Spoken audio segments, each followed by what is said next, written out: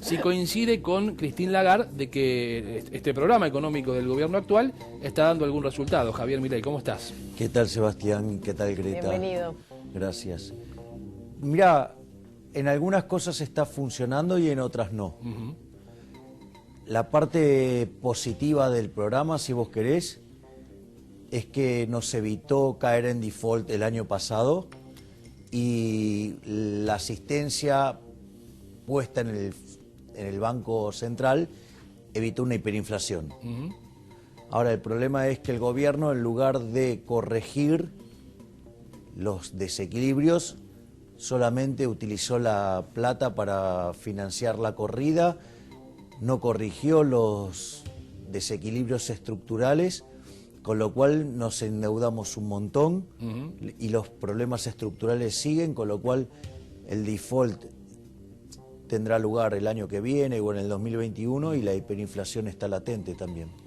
O sea que más allá de estos dichos, Javier, de Christine Lagarde hoy, que la economía de la Argentina va en repunte, vos seguís sosteniendo esto que pensás de hace mucho tiempo, de que Argentina tiene ese riesgo de hiperinflación y que va rumbo al default. Sí, exactamente. El default para mí es inexorable. Argentina el año que viene necesita 25.000 millones de dólares en el mercado.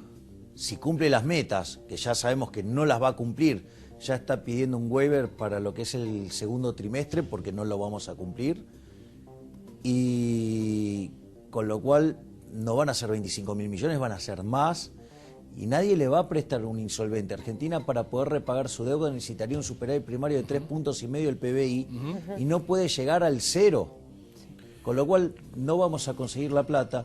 Y si por un milagro la consiguiéramos, el año que viene necesitaríamos entre 40.000 y 45.000, el que le sigue, ¿no? El 21, necesitaríamos entre 40.000 y 45.000 millones de dólares, lo cual es imposible.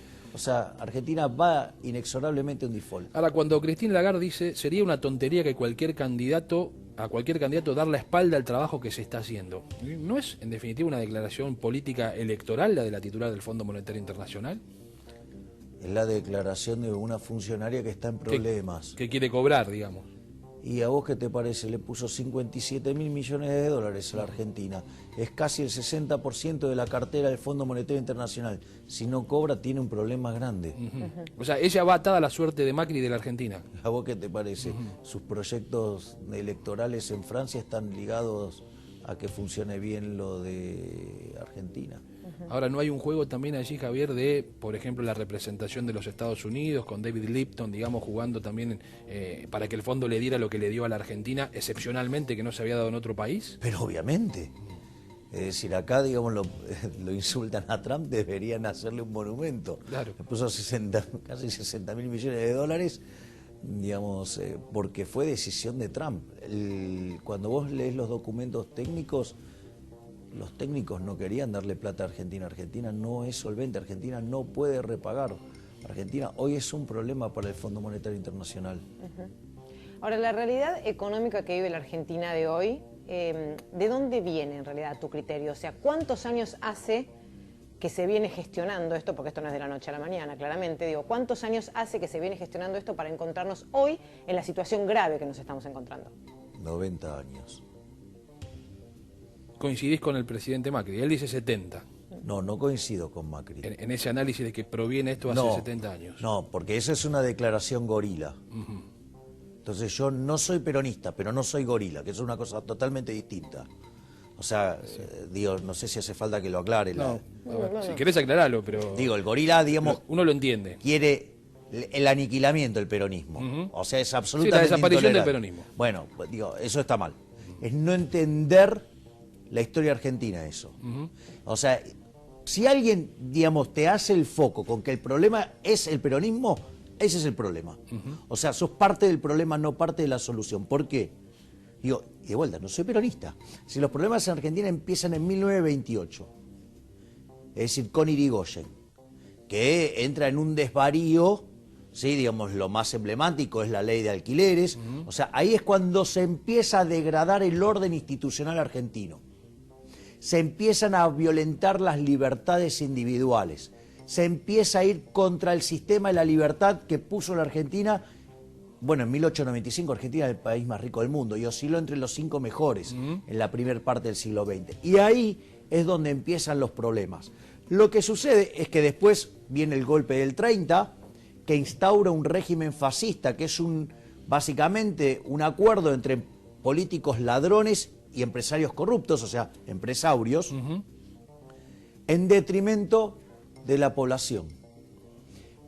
Argentina durante la década del 30, todo ese tiempo, Argentina no pierde posiciones relativas por 2 cosas. Uno, porque el mundo andaba haciendo las mismas estupideces. Y 2, después entra en guerra.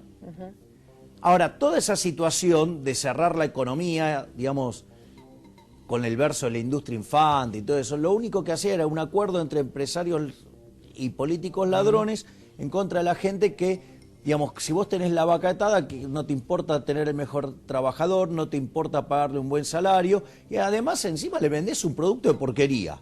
Sí, una situación tremenda que generó mucha tensión social durante 15 años. Y eso lo capturó Perón. Es decir, pero si no era Perón, lo hubiera capturado otro que tuviera cerebro. ¿Y qué hizo Perón? Creó el fascismo de 3 patas, o sea, agregó los sindicatos, o sea, subió a la mesa a un jugador más. Ahora, y obviamente, a la luz de los hechos, sí, digamos, de ser el 5.º país más rico del mundo, somos 65, algo anda mal, algo funcionó mal. Pero creer que el problema es Perón es no entender el origen, porque si en realidad el mundo no hubiera estado haciendo estupidez o no entraba en guerra, hubiéramos empezado a caer en ese momento. Ese es el primer punto. Y el segundo punto es, esto lo decía muy bien Bernardo Neustadt, el problema, supongo que el peronismo, digamos, arregló mal el fascismo de 2 patas, le puso una tercera, digamos, salió mal. Ahora, digo, los que vinieron atrás hicieron lo mismo. O sea, quisieron hacer peronismo sin Perón. Sí, no, y además, en muchos casos, incluido el actual gobierno, planteó un discurso absolutamente diferente, y en realidad, si vos empezás a evaluar algunas decisiones, no son muy distintas a lo que se venían tomando. Kirchnerismo de buenos modales. Kirchnerismo de buenos modales. Sí, a veces los modales se les degradan también. ¿Crees que hay salida, Javier, en el corto plazo? Ezeiza. Es un mensaje complejo el tuyo. Esto ya lo sabías, ¿no? No, claro, no. A ver, digo, te sorprende, ¿no? No, a mí no me sorprende de vos, digamos, no, por supuesto. Aquellos que viven en la Argentina, seguramente la salida de Ezeiza es la última opción que uno piensa. Depende de la edad. Sub 30 te diría que debería ser la primera. Pero, a ver, ahora digo, voy a fundamentarlo, porque si no, digo, parece una cosa tremenda, que lo es. Lo es, claro. Ahora, vos sí tenés salida. Por ejemplo, nosotros con Diego Giacomini, ahora a fin de mes estamos publicando un libro nuevo. Se llama Libertad, Libertad, Libertad. Lo que decimos es, copiemos lo que hacen los que le va bien, que es aplicar el sistema de libre mercado. O sea, digo, por algo les va mejor, por algo tienen un PBI per cápita 8 veces más grande, los que menos tienen están 11 veces mejor que lo que están en los países reprimidos, sí, tienen 25 veces menos de pobre y 40 veces menos de pobres extremos, o sea, les va mejor. Y es muy interesante todo esto porque, entonces, ¿cuál es el punto? El punto es que vos para hacer esto tenés que hacer una reforma del Estado. Y en esa reforma del Estado tienen que perder los políticos. El problema es que lo tienen que hacer ¿quién? Los políticos. Claro. Y ahí está el problema. Claro. Entonces, la pregunta es, ¿vos creés que los políticos pueden ceder a sus privilegios? Y yo lo suelo hacer con un ejemplo. Suponete que vas caminando por la calle, Dios no quiera, ¿no? Pero viene un ladrón y te roba todo y te deja en traje de Adán. La pregunta es, ¿vos creés que a los 15 minutos va a volver el ladrón y te va a decir, no, mirá, Seba, mirá, se me fue la mano, ¿te voy a devolver algo? Y no existe. No, bueno, está bien, pero el ladrón vulgar es ética y moralmente superior a un político. Totalmente. Sí. El ladrón te puede hasta no dejar como Adán. Bueno, a los políticos no le importa. ¿Me comprendés? Sí, Ese es el problema. Claro, porque aparte... Lo que pasa es que es sutil la diferencia.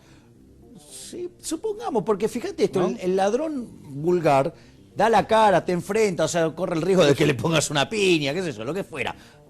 Digo, o puede ir preso. el político tiene el aparato represivo del Estado de su lado, con lo cual, o sea, digo, determina las reglas de juego, determina que te va a castigar si quiere. O sea, es una cosa totalmente asimétrica. Y encima el ladrón vulgar es aleatorio. Es decir, sacá la cuenta a lo largo del 2018, ¿sí? El año pasado, ¿cuántas veces te robó un ladrón vulgar? Y no creo que ninguna a mí, en el caso particular. Claro, Bueno, particularmente por ahí a nosotros, ¿no? Claro, pero digamos, el fisco te roba todos los días, andás, agarrás, comprás algo, pum, IVA 21%, digo, para arrancar. Digo, llegás a fin de mes, o sea, agarrás y fíjate cuánto es tu neto y cuánto le costó a tu empleador pagar por tus servicios. Ahora, Javier, en el informe al que hacías referencia tuyo con Giacomini, decía, por ejemplo, en algunos tramos, faltan reformas estructurales que nadie quiere hacer. Entre las que te enumero algunas de las que yo estuve leyendo y vos explícame entonces por qué. Bueno, vos decías recién reforma de Estado, ¿sí? Sí. Reforma bancaria, eliminar el Banco Central, reforma laboral y tributaria.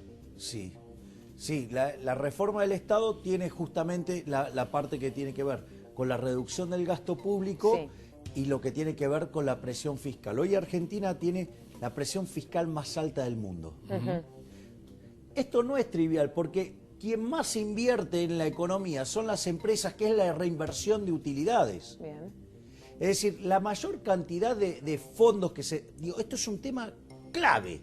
Porque si no entendemos esto, es que por eso que nos salimos. O sea, cuando vos miras la inversión, la mayor cantidad de fondos destinados a la inversión no sale de pedírselo al banco, no sale del mercado de capitales, sale de la propia reinversión de utilidades. Entonces, si vos no ganás plata, no podés crecer, porque no van a invertir. Entonces, ¿dónde está el eje central del punto? Es que vos, fíjate esto, hay un estudio del Banco Mundial que lo hace con Price. A lo largo del mundo desarrollaron el caso de una empresa modelo. Y esa empresa modelo la replican en todas las partes del mundo. Argentina está segunda en el ranking de mayor presión fiscal. O sea, por cada 100 que tenés de utilidades, tenés 144 de impuestos. Pero no solo eso. Si vos ajustaras por inflación, el número de 100 sería por lo menos la mitad, y ahí seríamos el país con mayor presión fiscal del mundo. De hecho, tenemos 163 impuestos. Tenemos el que está en blanco, la presión fiscal es 70%. Y además tenemos 69.000 regulaciones. Yo siempre lo cuento, de hecho lo cuento en mi obra de teatro. Tengo un amigo que tiene un frigorífico. Entonces, por ejemplo, para pasar una bondiola de la Alemania capitalista a la comunista necesitabas 4 permisos. Acá para cruzar la General Paz necesitas 22. O sea, y son todos kioscos. Son todos kioscos, entonces olvídate. Es más, el otro día había un informe del YARAF que daba cuenta de 163 impuestos distintos. De ahí. Porque te imaginas que digo, no existe que te los haga todos solo. 163 impuestos. Un país con ese nivel de impuestos, vos creés es inviable. Obvio. No tiene vos manera. sabés que Alberdi ya en el siglo XIX se quejaba porque había 43 impuestos. Se levanta ahora. O sea, por eso digamos, a veces hay personas que son irritantes. Un día lo escucho a Fermín Iglesias hablar de... No, bueno, porque si Alberdi... O sea, criticando a los liberales, dice, no, porque si Alberdi viviera. Si Alberdi viviera, te mata a trompadas. Como la famosa frase, si Perón viviera, ¿no? Claro, sí. Bueno, esos contrafácticos esos son para el deleite. Violeta. ¿Cuál crees que fue la falla número 1 para que no llegaran esas inversiones de las que estaba absolutamente convencido Mauricio Macri cuando toma el gobierno? El diagnóstico. El diagnóstico. Cuando yo digo, este gobierno es un gobierno keynesiano, básicamente la gran apuesta fue, la lluvia de inversiones iba a venir porque estos son rubios, de ojos celestes, se visten mejor, hablan mejor el inglés, y por eso iban a invertir. O sea, es una estupidez, pero es que muchos economistas creen en esa bobada, se llama animal spirits. Es decir, que es fuerte. Si las chicas se tapan los oídos, digo, pero vos pensás que... una versión más pedestre. Pero vos pensás que él no estaba seguro de que esto iba a pasar realmente. O sea, a mí me daba la sensación de que él estaba convencido de que eso iba a llegar en algún momento. ¿Vos decís que no? Bueno, a ver, alguien puede creer digamos que si se sube un piso 50 y se tira, puede volar. Después los hechos te demuestran que te levantaron como ahora, papilla hay un punto. ¿Cuánto hay en en la economía, cuánto hay de confianza?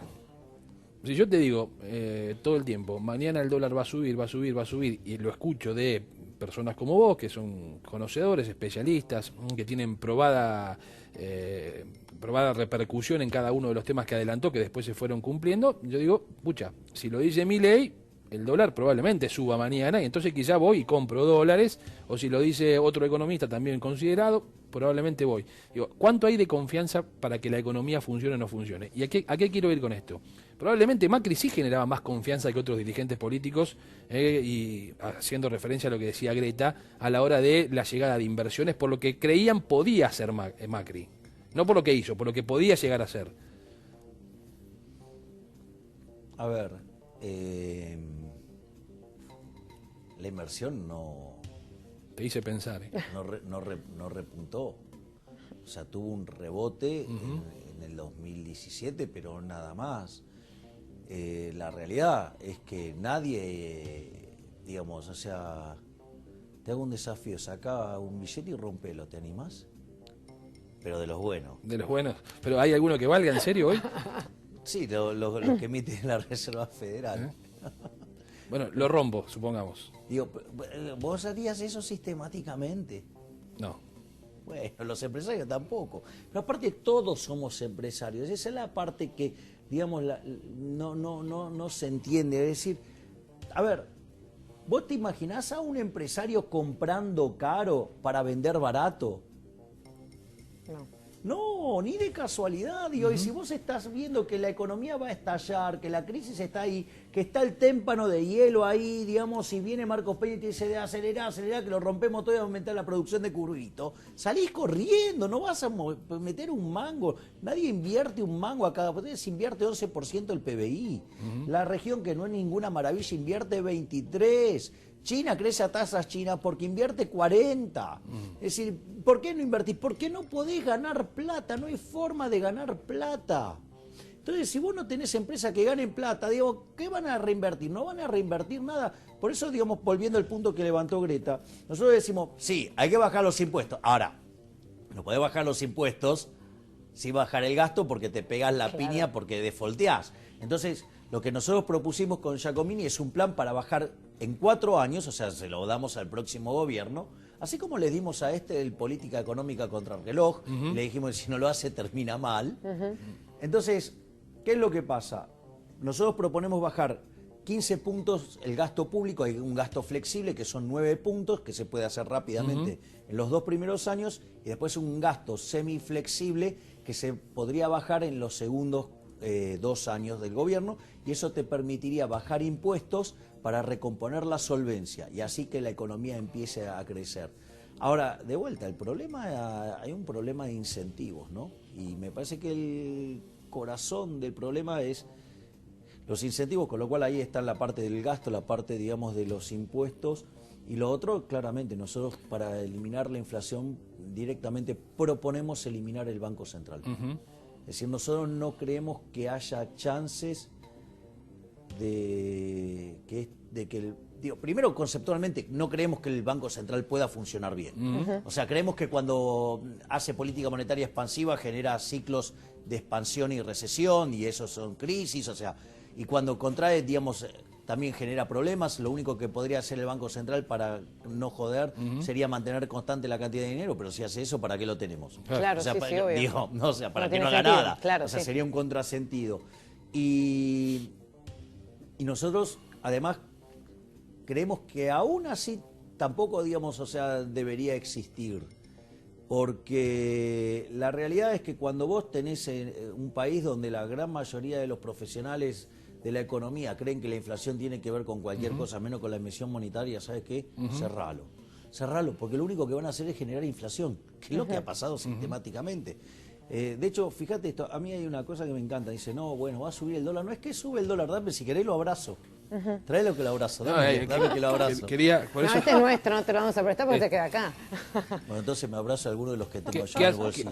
qué hacemos? Los pongo acá en el corazón. Ay, mira, nos dobla la pongo apuesta. acá en el Dile ahí, corazón, dale. se los trae ahí. No, Javier, es que tengo que pagar unos libros que son importados. Javier, ¿se puede, como dijo Cavallo, dolarizar parte de la economía argentina? Yo no comparto eso con Cavallo. No.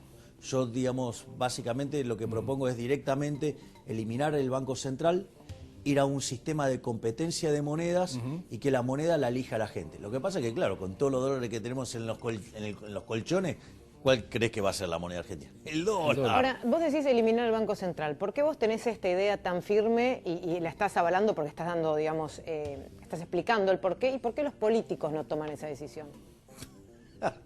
Qué hermosa pregunta. ¿Viste? Bien. A ver, yo puedo decir que Argentina nació en 1860. Sí, que es cuando se pone en funcionamiento la Constitución del 53. Sí, digo, podemos decir que es eso. Argentina, de ser un país de bárbaro, en 35 años llegó a ser el país más rico del mundo. O sea, en 1895 teníamos el PIB per cápita más alto del mundo.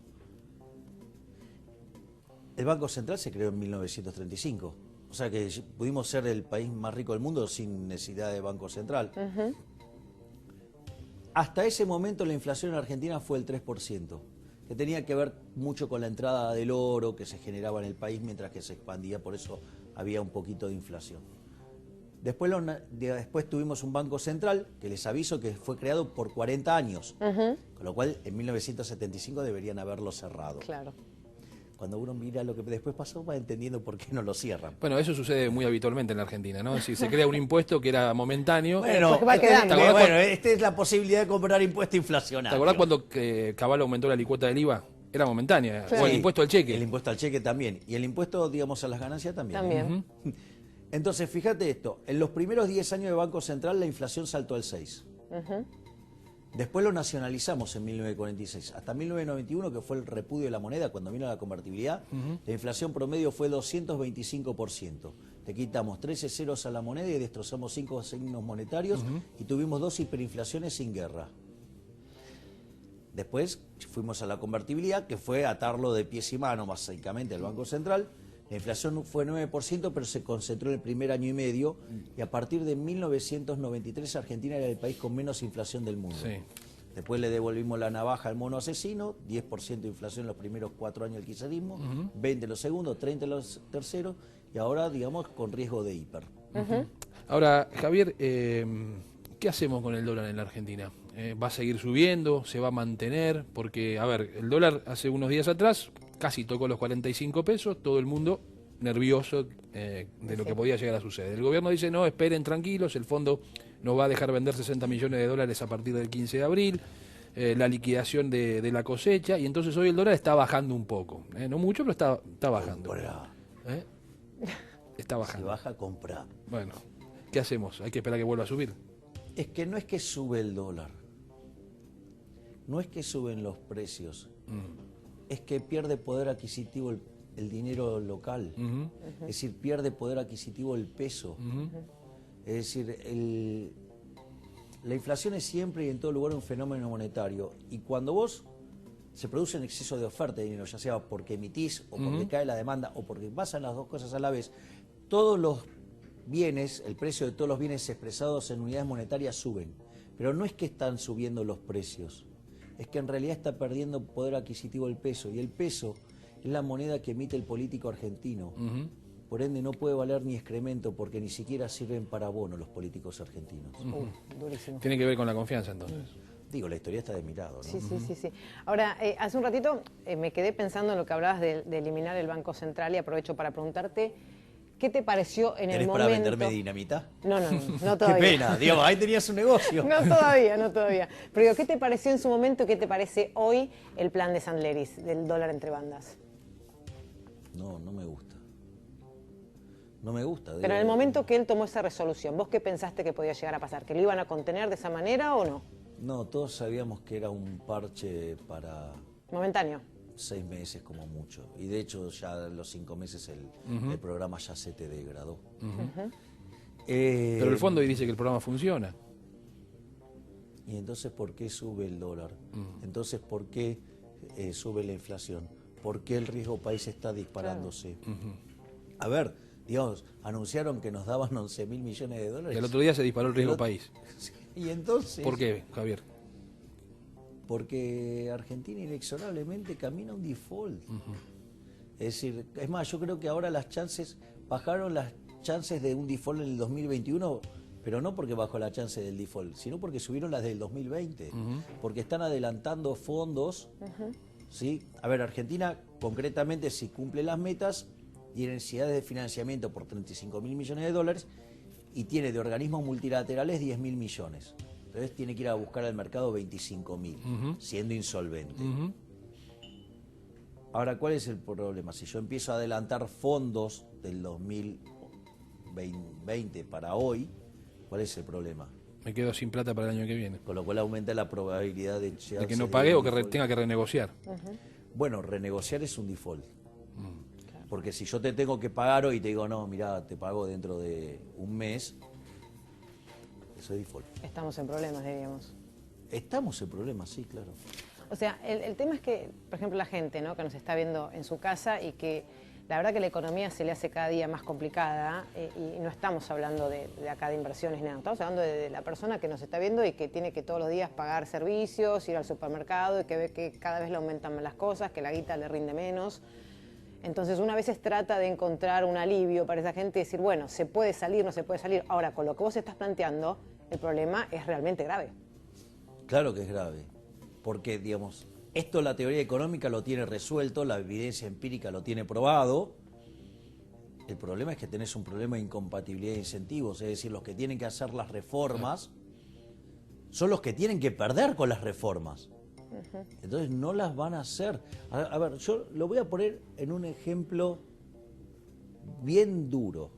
Voy a hacer dos ejemplos bien duros. Sí. Uno es, está claro que Argentina tiene un problema de desequilibrio fiscal. Entonces hay que arreglar el desequilibrio. O vamos así, vamos a ponernos a inicio del año, ¿no? Dale. Tengo un problema de desequilibrio externo, ¿no? O sea, con lo cual, como me está subiendo la tasa de interés en el mundo, no voy a poder conseguir todos los fondos que necesito del mundo. Es decir, no puedo usar el ahorro externo. Entonces, ¿cómo puedo mejorar mi posición externa? Digamos, ahorrando más. Es decir, ahora eso yo lo puedo hacer de distintas maneras. Una es devaluar y reventar al sector privado y en especial a los más vulnerables porque les bajo el sueldo en dólares y les subo el precio de los alimentos, con lo cual además los reviento de hambre. ¿Qué es lo que pasó? Y bueno, digo, sí, el cocinero fue el que le pegó el tiro. Sí, ya sé, digamos, me estás adelantando el coso. Bueno, este es el problema de venir con periodistas inteligentes. O sea, me vas a volver a joder el... No, dale. Digo, la otra es que vos hagas el ajuste fiscal. Y el ajuste fiscal puede ser por suba de impuestos o por baja de gasto. Claro, pero la baja de gasto le toca a los políticos. Entonces, ¿qué hicieron? Devaluaron y nos subieron los impuestos. Pero las de ellos no se toca. Fíjate esto. Entonces, mirá el caso de Gerardo Morales. Gerardo, digamos, ponen retenciones, o sea, Argentina necesita dólares. Nosotros castigamos a los exportadores cobrando el impuesto, porque le pusimos retenciones a todos ahora. Y en un momento dice, no, que a él le parecía que era poquitas las retenciones, que en realidad había que cobrar un poco más que retenciones, que había que hacer un esfuerzo. ¿Por qué no hace un esfuerzo él y limpia un poco la administración pública de tantos familiares que tiene más de 25? Ah, no, esa no, ¿eh? Digo, entonces vos podés decir, bueno, el caso de Gerardo Morales. ¿Te puedo dar otro caso? La señora Carrió. La señora Carrió acaba de mandar un proyecto estúpido que se llama Ley de Góndolas. Que básicamente es, supongamos que yo me pongo de acuerdo con Greta en hacer una transacción y nosotros estamos de acuerdo, fijamos el precio, todo. Y ahora venís vos y no te gusta. Entonces vos venís, como no te gusta... Cambias todo. Claro, entonces yo, no sé, le había decidido comprar el celular a Greta por no sé, decir algo, 20.000 pesos. Y vos decís, no, a mí no me gusta. Entonces, o sea, porque me parece muy alto... Se lo tiene que vender a 10. A 10. Claro. Bueno, digo, vos la estás expropiando a Greta. Aparte, yo estaba dispuesto a pagar 20, esos 20. claro. O sea, te das cuenta que pierde ella, digamos, o sea, sí, claro, yo me beneficio. Pero después andás a sacarle un celular. Entonces, digo, vos te imaginás, no sé, digo, pensá un kiosquero, digo, el tipo que la está remando, todo, ¿no? Y diga, no, bueno, usted a partir de ahora no puede vender tal galletita, tal cosa, va a vender esta, y además la que va a vender las va a ubicar acá en el... Es decir, ¿qué es lo que sabe ella para determinar eso? Aparte, los controles de precio tampoco nunca funcionan. El problema no está en la cadena de valor. ¿Viste que dicen, no, porque el problema es la inflación, la cadena de valor? Está mal eso. Es decir, a ver, yo lo hago con un ejemplo. Suponete que llego a una sociedad, no toman vino. Entonces dije, pero acá, ¿sabes qué? Me lleno de plata. Entonces me consigo la uva, la botella, la etiqueta, el corcho, todo bárbaro. Y como además estoy solo, bruto margen. Sucede que es una sociedad de abstemios. Digamos, si te pido que me sugieras qué hago con la botella, digo, voy a tener que salir a comprar vaselina. Totalmente. Entonces digo, no funciona, ¿qué es eso de cadena de valor? Es una estupidez, ¿no? Aparte, cuando dicen, no, porque los monopolios, están mal eso. Es decir, ¿acaso no son las mismas empresas que tenías en los 90?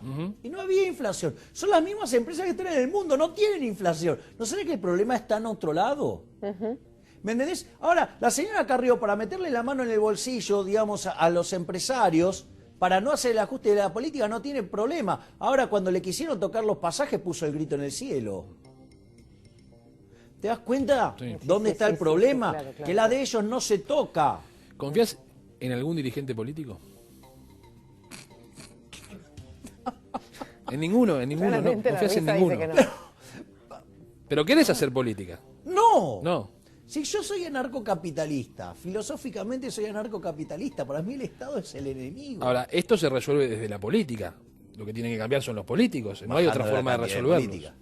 Bueno, por eso, ¿ves? Yo digo, propongo cosas, o sea, por ejemplo, eliminar el Banco Central, que es un mecanismo por el cual los políticos nos estafan. Pero para llegar a esa decisión hay que o cambiar el sistema, alguien tiene que cambiar el sistema, o tenés que convertirte, no digo vos, digo en general, alguien tiene que convertirse en dirigente político, ir a una elección, ganar y tomar la decisión. No, el Banco Central es un organismo técnico. Espera que haya una hiperinflación y vas a ver.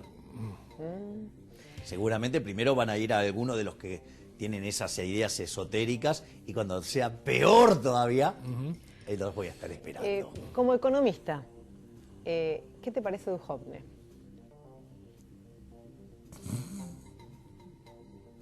Pensalo tranquilo, si querés, te damos tu tiempo.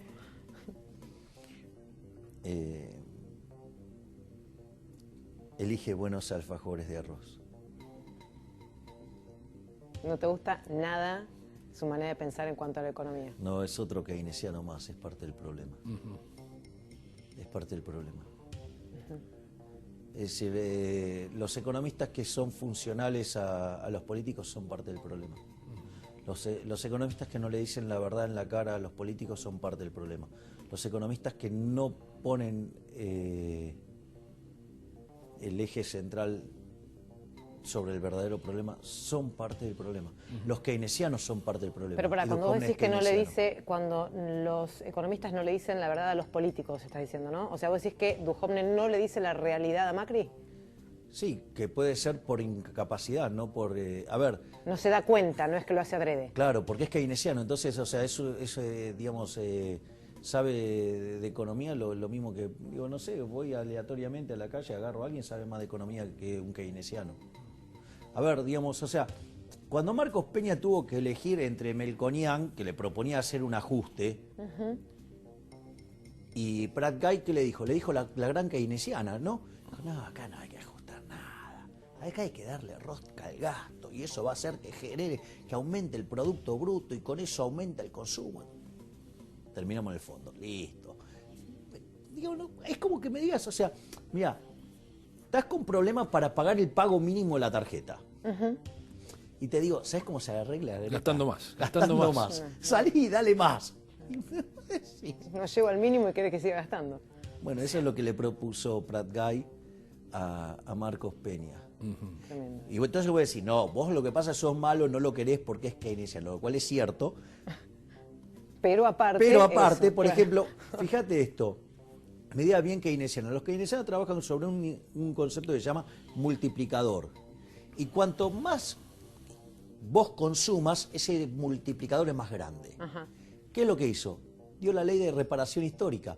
Porque, a ver, ¿vos te imaginás a los jubilados ahorrando? No. Claro, No, si imposible. el ahorro es el consumo futuro, es un jubilado. Es Por imposible. definición Claro, consume. claro. Entonces, ¿qué hizo? Hizo una redistribución del ingreso hacia los jubilados con esa ley. ¿Para qué? Para estimular el consumo. El rojo del sistema previsional explotó. No, Dios, terminamos en el fondo. Javier, vamos a ver unas placas sobre lo que hoy se están pactando acuerdos de cobertura en valores del dólar futuro, para que juntos, en realidad más vos que nosotros, que sos el especialista, las podamos analizar. A ver, al 30 de abril se están pactando dólar futuro para cobertura en 44 pesos con 12, tenemos al 30 de agosto 52 con 54, en el medio el dólar siempre por encima de los 46, 48, 50 en esa escala. Si vamos un poquito más adelante, ya para febrero del año que viene, los números son altísimos, un dólar superando los 60 pesos. ¿Qué te sugiere todo esto? Mirá, yo te diría que en realidad no captura bien todavía el problema monetario que tiene Argentina. O sea que todavía estos números son bajos. Todavía no creen que haya chances de que Cristina vaya a ser candidata. Y si creen que va a ser candidata, no creen que va a ganar. Si no, esto tendría que ser mucho más alto. Habría una hiper directamente. Ya, ahora. Si vos tuvieras certeza de que Cristina participa del proceso electoral y sale con números que te permite inferir que puede llegar a ganar, ¿vos te vas a quedar durmiendo en pesos antes de la elección? No, seguramente. Digo, no termina siendo en algo, eso que vos estás contestando, funcional a los intereses del gobierno actual, que dicen, guarda que si viene Cristina, esto se dispara, lo dijo Patricia Bullrich ayer. Si Cristina viene, la inflación va a ser del 70%, con la intención, obviamente, Va a de ser muchísimo más. generar temor, que si puede volver Cristina, Va a ser muchísimo más. más del 70%. Hiperinflación es más del 70%. Sí, sí, sí. De hecho, Argentina tiene un riesgo subyacente de 500%.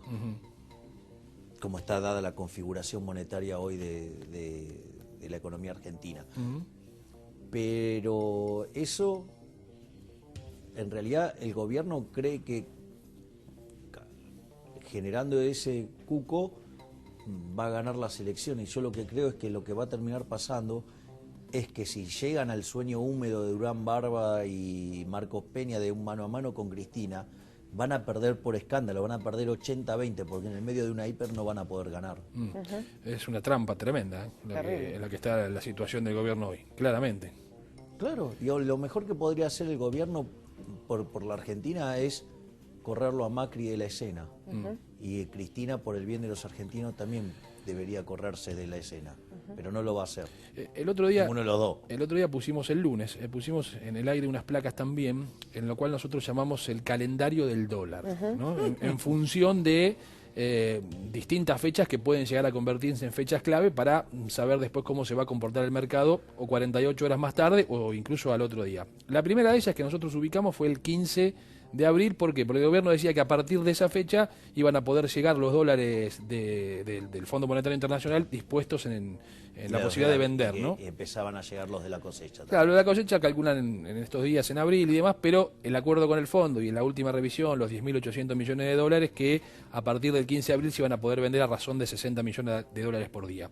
¿Es una fecha clave esa, sí o no, a tu criterio? Es muy chico el monto de que pueden vender. O sea, no le mueve la aguja, no mueve el amperímetro. Es 3 gotitas en el océano. La otra fecha era el 24 de junio, que es lunes 24 de junio, porque ese día es el primer día hábil posterior al cierre de las listas. Es decir, ahí sabemos quiénes son los candidatos que compiten en los cargos presidenciales. Bueno, un poco ya la respuesta la diste recién, digamos. Para mí esa es la fecha. Esa Ahí, es la fecha más importante de todas. Sí, sí, obviamente. Digo, y a partir de ahí todo lo que se escalona, o sea, es algo que se va piramidando, ¿no? O sea, es una cosa arriba de la otra, o sea... Ni que hablar el primer fin de semana después de la PASO. Uf, El primer lunes después de la PASO. eso va a ser tremendo. Ese día me vas a encontrar como el acertijo, todo verde. ya te vas a ver cubierto antes. No, ¿qué te parece? ¿Vas a esperar el día después? No, y la otra fecha que me parece es muy importante, gane uno, sea presidente uno u otro, digamos, cualquiera, si están en el juego Macri y Cristina, es el resultado de la primera vuelta, más allá de que ese día no se defina el presidente. ¿Por qué creo esto? Porque ese día sí se define el próximo Congreso. Y quien tenga que gobernar en la Argentina va a tener que resolver un montón de cuestiones a partir de la conformación del Congreso. ¿Crees lo mismo? Sí, pero es más delicado, ¿no? O sea, la economía digo, va a ser más compleja de lo que haga el Congreso, porque el Congreso no hace nada positivo. O sea, es más, vos fijate que se hicieron estudios que muestran que nuestros legisladores son los más caros del mundo. Si llegas a corregir por PIB per cápita es un escándalo, ¿no? O sea, serían peor todavía. Pero son más caros si hacen algo. Es decir, te diría que lo mejor que nos podría pasar es que cobren y no vayan, porque cada vez que hacen algo es para peor. Es decir, nada sería más productivo que un estúpido que entusiasta. o sea, que sería más productivo en tu análisis que sean directamente ñoquis. Sí, porque haría mucho menos daño. Digo, ¿para qué quiero diputados? ¿Para que me manden una ley como la ley de góndolas? ¿Para qué? Digo, o sea, de hecho es más, o sea, yo que tanto me enojé con Gladys González por su proyecto de hacer Avellaneda la capital del fútbol, no sé qué cosa, digo, por lo menos no hace tanto daño. Más o menos, ¿no? Porque ahora quieren hacer un ente para coordinar lo de capitales nacionales. Me todo quedé, un acto público. sé que me quedé, Javier, pensando cuando veíamos las placas del dólar, la cobertura de dólar futuro, que en esos números aún siguen siendo números que no evalúan el verdadero impacto. Fíjate vos, cuando nos vamos a febrero del año que viene, en dólar 64.16. Está bien que aquí está incluida la tasa, ¿no? Que hoy se paga. Pero vos creés que este valor aún es barato hoy. Si Cristina llega a formar parte del proceso electoral y tiene chances ciertas de ganar, ese número es nada. Te quería hacer la última cortita, y ya no tanto como economista, sino como ciudadano. ¿Qué sensación te genera a vos el momento que está viviendo la Argentina? ¿Preocupación, decepción, frustración, desilusión? Sí, una cosa es cómo yo lo veo. Digo, primero no puedo escindir mi parte economista, ¿no? Puedo entender lo que le pasa a la gente, ¿no? Ahí está. Bueno, desde ese lado. Es decir, de hecho con Giacomini ayer volvimos a presentar un índice que nosotros habíamos desarrollado, se llama el índice de frustración. Es muy interesante el cuadro. Sí. Y sí, es desgarrador. Desgarrador. Sí. Y te explica por qué, digamos, la acá. gente se siente peor, ¿no?